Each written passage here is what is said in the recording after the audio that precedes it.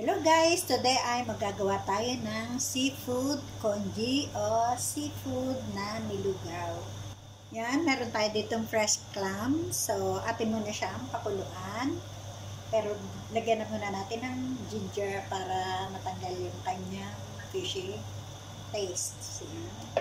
Saglit lang natin siya pakuluan. Basta bumuka na siya. Tanggalin natin. Yan. Yan, meron din tayo dito na fresh shrimp. Fresh ito. Actually, buhay na buhay pa siya nung aking binili. So, nilinisan ko na siya. Then, minarinate natin siya sa konting cooking wine para matanggal yung lansa niya. At saka ground pepper, ground white pepper, at konting salt. Yan. Ikip muna natin kasi ilalagay natin ito sa last minute. Yan. Ikip muna natin siya sa fridge. Pahanin na natin yung nagbuka. Wow. And guys, ang taba niya. Tayo natin sa ice water.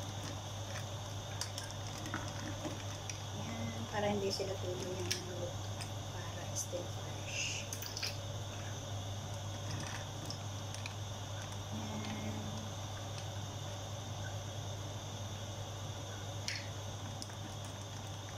Wow, sarap niya.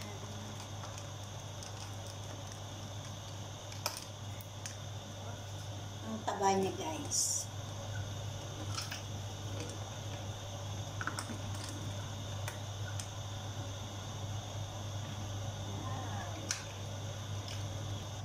Off na natin guys kasi nagbukahan na siya lahat. Yan. Wow. Ito guys, ang laki niya. Meron tayo ditong big pot kasi nga ay gagawa tayo ng congee or lugaw. Yan. Yan lang natin kumulo dyan. Pakuluin lang natin yung tubig. Yan guys. At kulong-kulo na nga yung ating water. So, lagay natin ang ating ginger. Yan. At saka yung ating hydrated na dried scallop. Yan, pagdagdagan ng pang-umami taste. Yan. At itong ating mixed rice and botinos. Marinate ko to sa oil and salt. Yan. After na mahugasan, marinate ko sa oil and salt na overnight. Yan, lagay natin dyan.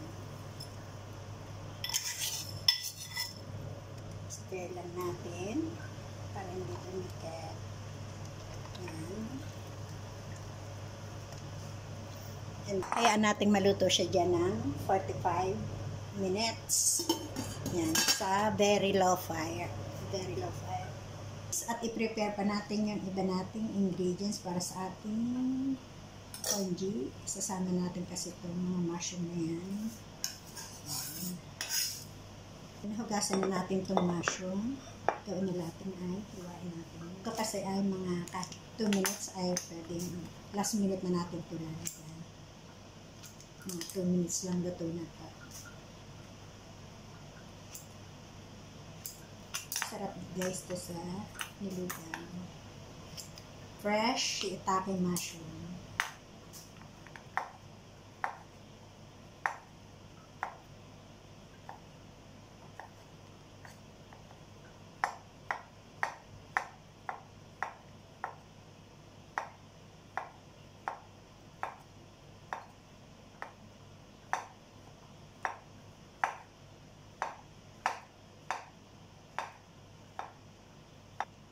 Guys.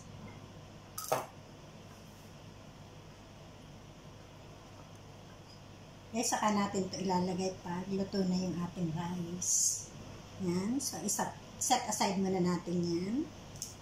Ito nga yung ating pinakuluan na clams. Tanggalin lang natin sa kanyang shell para lalagay din natin sa ating congee. Laki guys. Puno. Wow. Sarap. Okay, so, okay. Kaya medyo mahal to.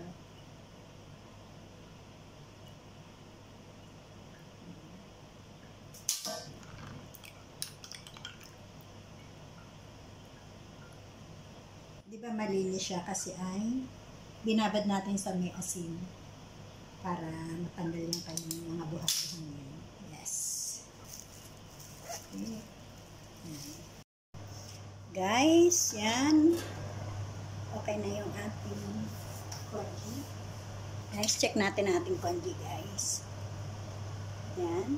Pag ganyan na, pwede na natin ilagay yung ating ibang ingredients. Yan, lagyan natin ng pampalasa, chicken, jelly, para mas malapot siya. Lagyan na natin yung ating mushroom, kasi luto naman na siya, itong ating kanin.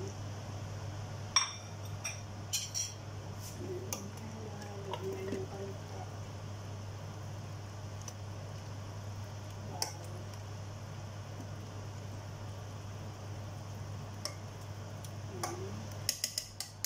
Lagay na din natin yung ating shrimp or prawns. Yan. Yan po siya dyan. Yan.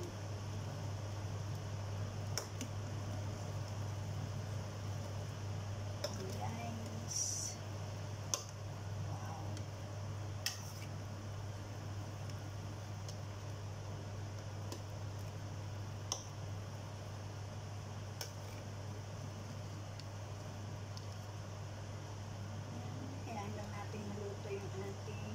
Prawns. See, dahil sa init ng congee, ang dali niya mag-change ng color.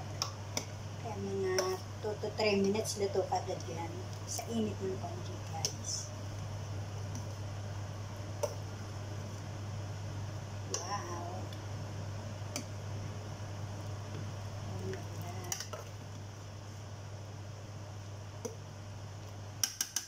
Tignan natin, guys.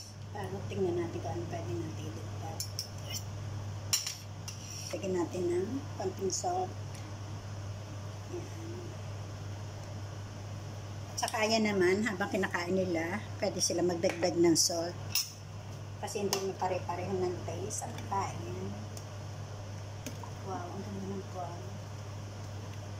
Iba talaga pag ang ginamit mo ay fresh.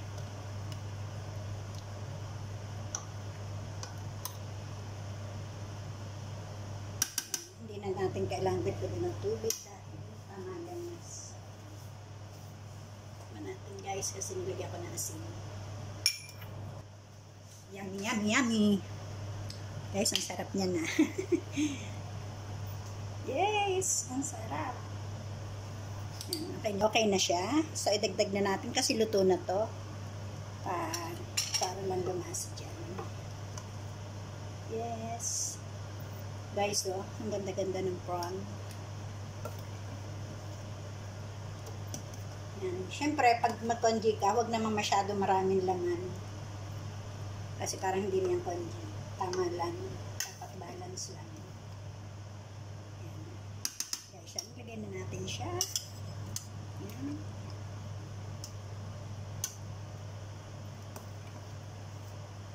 Wow. Ang bango.